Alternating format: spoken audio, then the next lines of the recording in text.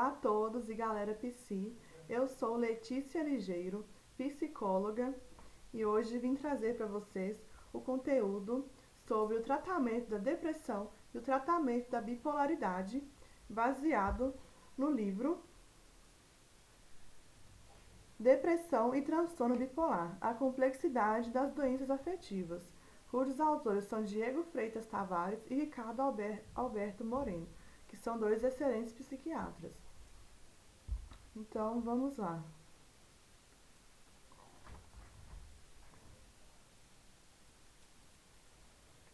Tratamento dos transtornos depressivos. Medicina baseada em evidências.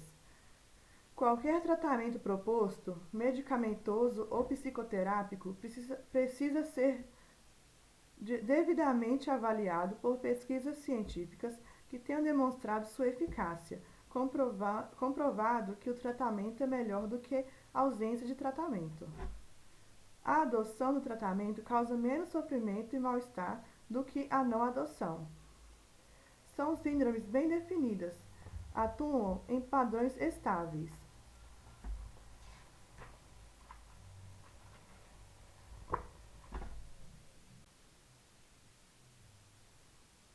Quais tratamentos são realmente eficazes, seguros e bem tolerados? Efeito placebo. Crença psicológica. Melhora que ocorre apenas pelo fato de que a pessoa acredita estar em um tratamento médico.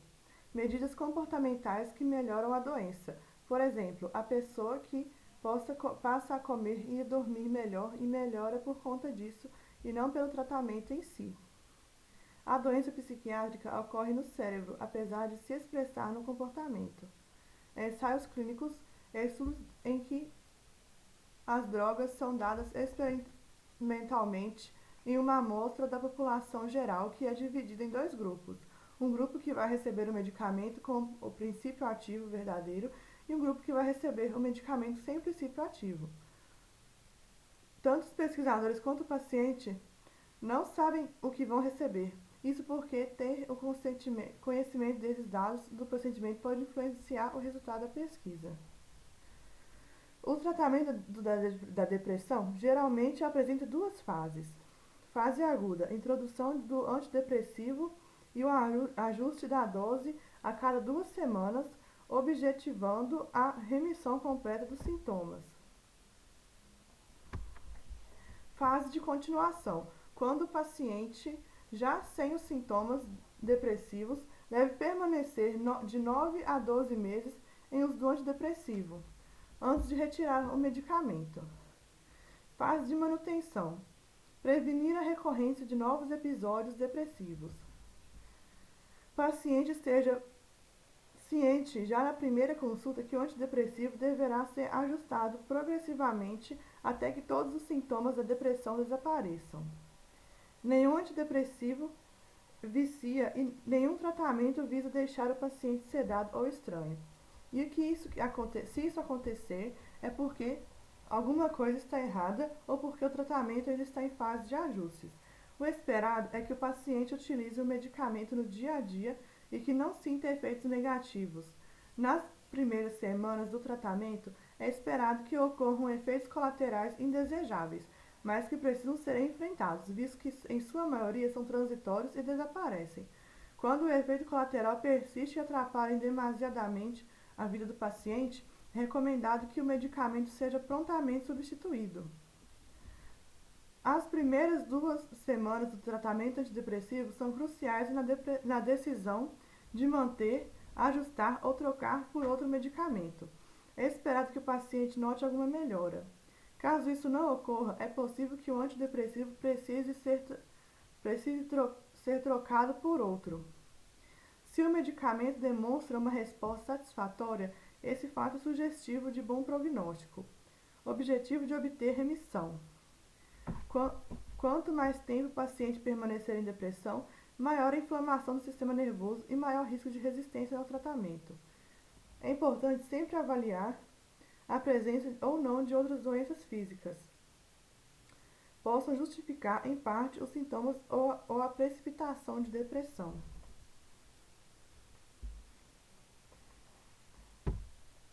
Se alguma glândula ou órgão não estiver funcionando adequadamente, este deve ser tratado, pois pode ser um fator de resistência ao tratamento da depressão. Apenas 30% dos pacientes vão apresentar uma resposta completamente satisfatória com o primeiro antidepressivo utilizado, e o medicamento deverá ser trocado por um outro. Muitos abandonam por um tempo o tratamento por descrença nos tratamentos medicamentosos. Isso agrava a doença e posterga a melhora. Essa decisão mistura sintomas da doença, pessimismo e desesperança com fatores de personalidade, baixa persistência. Falta de apoio por parte dos familiares, enxergam o tratamento medicamentoso com maus olhos. Crenças religiosas invalidam a depressão como doença cerebral e reforçam a ideia de que fatores espirituais são causas exclusivas do humor depressivo e que, se mostrando em um momento vulnerável e necessário de alívio e sofrimento, muitos doentes acabam ficando à mercê de concepções equivocadas acerca dos tratamentos psiquiátricos. A fase de continuação é o período em que o paciente deve ser a manter o antidepressivo. Sempre o retorno da depressão vai acontecer imediatamente após o paciente parar o remédio. Pode demorar até 6 meses até que os sintomas voltem. Alguns pacientes interrompem o tratamento nesta fase devido a alguns defeitos colaterais que eles conseguiam suportar enquanto estavam deprimidos, mas que agora, sem a depressão, começam a achar inaceitáveis, como, por exemplo, a falta de libido e o ganho de peso. A maior parte dos pacientes pode se curar da depressão apenas com o tratamento inicial e poderão interromper o tratamento após cerca de 1 ano de utilização de medicamento. Entretanto, alguns pacientes precisarão manter o medicamento por um longo período maior de tempo, que pode ser desde 2 anos até o longo da vida. Manutenção. Depressivos mais graves e com maior propensão à recidiva da doença. Um ano extra de tratamento. Casos de depressão recorrente, 3 ou mais episódios de depressão ao longo da vida, episódios prévios graves, sintomas psicóticos, tentativas de suicídio, necessidade de interação ou grave prejuízo funcional, episódios depressivos cronificados, sem remissão completa mesmo após adequado ajuste das doses, comorbidade clínica ou psiquiátrica grave associada. 5 anos extras de tratamento ou pela vida toda. 2 ou 3 tentativas para retirar a medicação culminam em novos episódios depressivos dentro de 1 ano.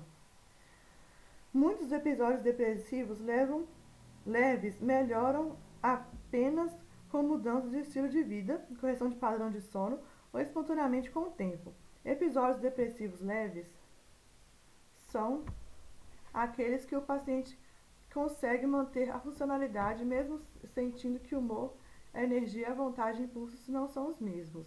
Recomendam episódios depressivos leves, condutas, psicoterapia, psicoeducação, educação do doente sobre sintomas e doença, aguardar a evolução do quadro, uso de antidepressivos, história prévia de depressão moderada ou grave, sintomas depressivos leves já estavam presentes antes do episódio depressivo atual se instalar completamente. Sintomas depressivos persistem mesmo após intervenções iniciais como psicoterapia, psicoeducação ou espera vigilante. Episódios depressivos moderados ou graves. O tratamento medicamentoso é sempre recomendado. A psicoterapia não é obrigatoriamente recomendada. São aqueles em que o doente está visivelmente deprimido e com incapacidade de se desempenhar todas ou quase todas as atividades de vida diárias. Quando ocorrem tentativas de suicídio, sintomas psicóticos ou necessidade de internação, também são classificados como graves. Episódios moderados já não conseguem manter a funcionalidade. O humor está para baixo de forma persistente, podendo ideias de morte ou suicídio. Todo tratamento de depressão tem como objetivos remissão completa dos sintomas, volte a apresentar os mesmos níveis de humor, energia, vontade e movimentação que apresentava antes. Recuperação funcional, restabelecer todas as suas atividades prévias antes de adoecer. Mesmo que o indivíduo passe por novos estressores psicológicos, ele consiga ter habilidades e estratégias para lidar com o estresse sem deprimir novamente. Antes de iniciar o tratamento de algum episódio depressivo, é necessário garantir que medidas não farmacológicas tenham sido empreendidas. Suspender qualquer agente que possa reduzir o humor ou contribuir para a depressão, medicamentos, substâncias químicas, comportamentos ou ambientes aversivos. Sono com quantidade e qualidade adequados. Interrupção do tabagismo, exercícios físicos e dieta saudável, rica em vegetais, frutas e com menor índice de açúcares e gorduras.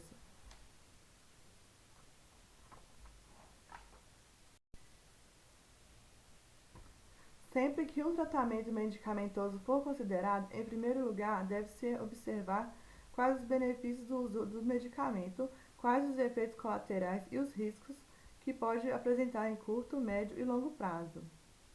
Inibidores seletivos de recaptura de serotonina e os inibidores duais de recaptura de serotonina e noradrenalina, mesma eficácia tricíclicos, mas com menos efeitos colaterais.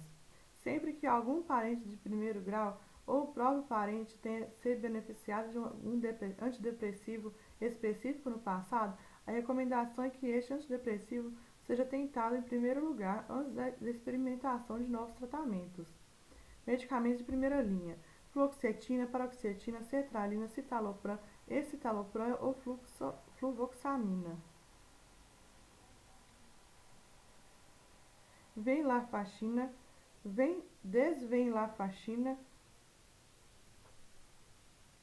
e duloxetina, mirtazapina, bupropiona e a vortioxetina. Os medicamentos de segunda linha são tricíclicos: amitriptilina, nortriptilina, clomipramina e imipramina, antidepressivo trazodona e o antipsicótico quetiapina. Medicamentos de terceira linha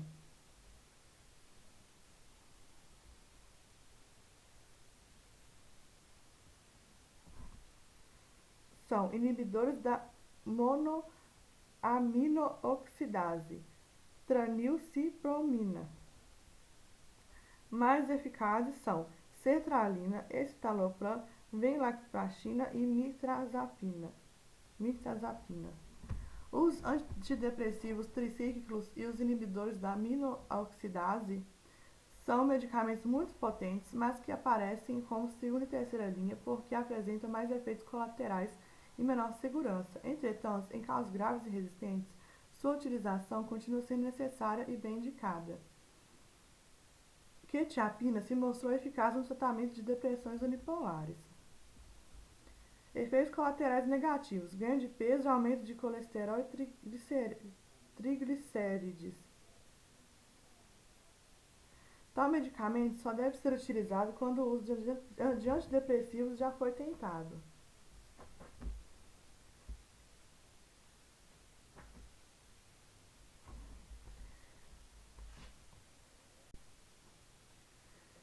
Recomendam preferencialmente selecionarmos um tratamento de primeira linha. Entre eles estão terapia cognitivo-comportamental, terapia interpessoal e terapia de ativação comportamental. Psicoterapias de segunda linha: mindfulness, terapia de solução de problemas e terapia psicodinâmica breve. Psicoterapia de terceira linha: psicanálise, psicoterapia junguiana, psicoterapia lacaniana, terapia gestalt, psicodrama. No Brasil, a maior parte dos terapeutas tem orientação psicanalítica. Esse tipo de psicoterapia não possui embasamento científico. A troca de antidepressivos será sempre bem indicada quando há efeitos colaterais incômodos ou que limitem incremento de dose, não houve melhora de nem 25% do antidepressivo atual, o episódio depressivo atual tem baixa gravidade e comprometimento funcional. Recomenda-se um segundo antidepressivo de maior eficácia, independentemente se da mesma classe ou de classe diferente. Troca rápida é geralmente preferível, a menos que haja um potencial de interação medicamentosa que requer um período sem antidepressivos após troca. sugere-se que o primeiro antidepressivo utilizado seja a classe dos ISRS. Como caso o primeiro antidepressivo ISRS não funcione, é possível tentar um segundo antidepressivo da classe dos ISRS, igual ou mais eficaz do que o primeiro. Na falha dos dois antidepressivos ISRS, é recomendado um antidepressivo dual, como a venlafaxina. Potencialização do antidepressivo utilizado com agentes que sejam de outra classe farmacológica. As evidências apoiam a potencialização dos antidepressivos com antipsicóticos. Aripiprazol, quetiapina, olanzapina e risperidona, e com lítio.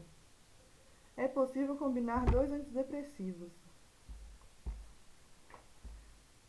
As combinações que possuem evidência científica são ISRS, mirtazapina, venlafaxina, mirtazapina. Agora vamos falar sobre o tratamento dos transtornos bipolares.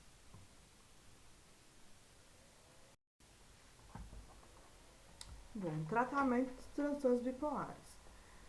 Subtipo mais grave e clássico da doença TB1, bipolares tipo 2 são heterogêneas. Recomendamos que sempre algum tratamento seja recomendado. O paciente tenha acesso a essas informações e possa discutir com seu médico os motivos pelos quais os tratamentos foram sugeridos. Tratamento do transtorno bipolar tipo 1. Fásicos e bem delimitados. Muitos desses pacientes necessitam de internação quando passam pelos episódios de mania. Doença única e contínua. Mesmo que os pacientes se apresentem estável, no momento, os tratamentos objetivam a melhora dos sintomas nas fases agudas, mania e depressão. Existem pacientes com TB1 que podem permanecer por até 10 anos totalmente assintomáticos, mesmo sem medicamentos, mas estes casos são exceção e não a regra. Todo paciente com TB1 deve receber tratamento na fase aguda e continuar utilizando os mesmos ou outros estabilizadores de humor na fase de manutenção, fase em que o paciente, mesmo sem os sintomas, utiliza medicamentos com efeito protetor contra novos episódios.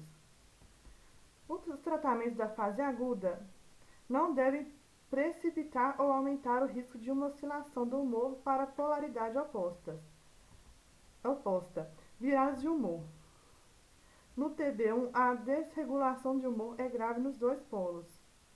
No TB1 é uma doença majoritariamente depressiva.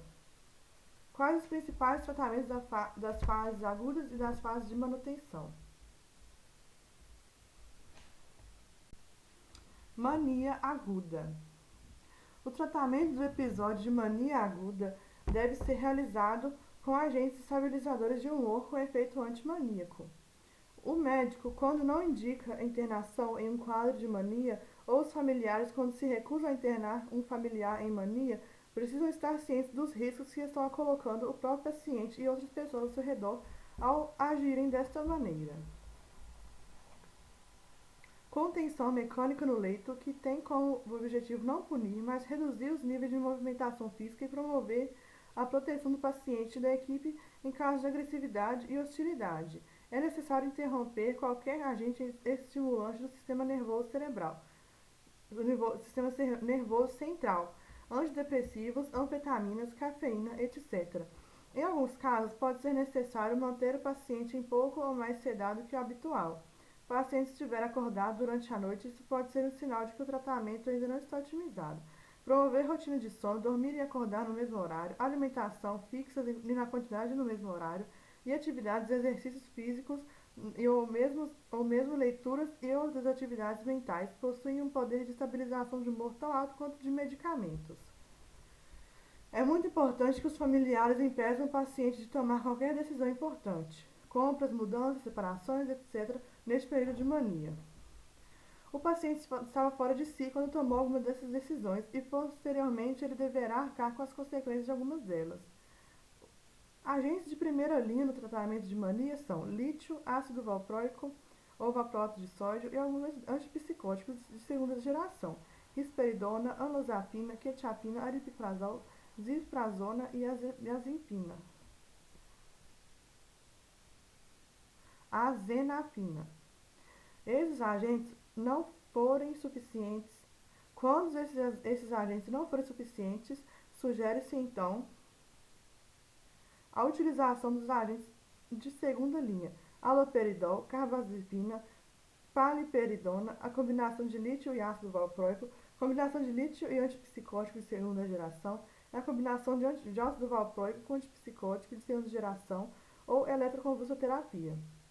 A utilização de ECT pode ser em casos de mania de elevada gravidade, intensa agressividade, sintomas psicóticos graves, etc., e em situações onde haja limitação de medicamentos, como na gravidez, em caso de mania refratária aos tratamentos de primeira e segunda linha, recomenda-se como agentes de terceira linha, clonazepina, lítio-carbamazepina, ácido valproico, carbamazepina, antimaníaco com tamoxifeno, medicamento utilizado no câncer de mama.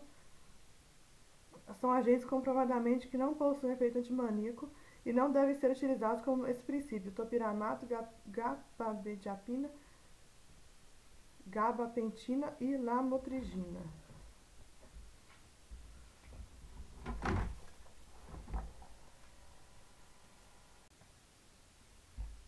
Transtorno bipolar tipo 2, ciclotimia e outros transtornos bipolares. Critérios de hipomania os mesmos da mania, mas com uma menor intensidade de sintomas. Os medicamentos que são eficazes na mania são igualmente eficazes no tratamento de sintomas hipomaníacos. Pacientes que apresentem hipomaníacos como no TB2, episódios depressivos em recorrência. É importante investigar a ocorrência de hipomanias. Muda o diagnóstico de TDM para TB2. A depressão resistente ao tratamento deve receber uma abordagem de potencialização, combinação ou troca de antidepressivos ou com a utilização de convulsoterapia. Quando se trata de um episódio depressivo resistente ao tratamento devido ao TB2, outras abordagens são recomendadas além de antidepressivos, estabilizadores de humor, colocar o paciente para dormir cedo e acordar cedo. Episódios depressivos do TB2 são difíceis de tratamento e um alto índice de resistência terapêutica. Quetiapina é a maior evidência para o tratamento de TB2. A presente eficácia no tratamento da depressão no TB2 é a lurazidona. Menor evidência de eficácia na depressão no TB2 estão lítio e anticonvulsivantes, lamotrigina e valproato de sódio. Acredita-se, inclusive, que vários pacientes diagnosticados com TDM sejam, na realidade, pertencentes ao espectro bipolar, mas com manifestações indiscretas de sintomas hipomaníacos. TB2 ser uma doença com mais episódios depressivos do que o TB1. Antidepressivos, muitas vezes, nessa resposta, esse tipo de tratamento durante um episódio depressivo é maior nos pacientes com TB1. O uso de antidepressivos no tratamento da depressão bipolar no TB2 muitas vezes é inevitável por alguns motivos. Lembrando que TB1 é transtorno bipolar tipo 1 e TB2 é transtorno bipolar tipo 2. Alguns motivos. A maioria dos episódios que enfrentarão na vida serão de depressão maior, antipsicóticos atípicos, quetiapina, lurazidona, anticonvulsivantes, valproato de sódio e de lítio, nenhum dos quais foram desenvolvidos especialmente para tratar a depressão de forma específica. TB2, os antidepressivos parecem ser eficazes pelo menos por um certo período de tempo. No entanto, antidepressivos não são tão eficazes quanto o tratamento de depressão bipolar tipo 2. A resposta aos antidepressivos da depressão bipolar tipo 2 é errática.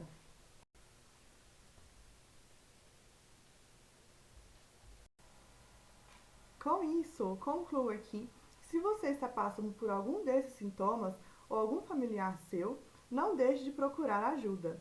Vou deixar meu contato abaixo na descrição e faço psicoterapias online para todo o Brasil. Obrigada por assistir!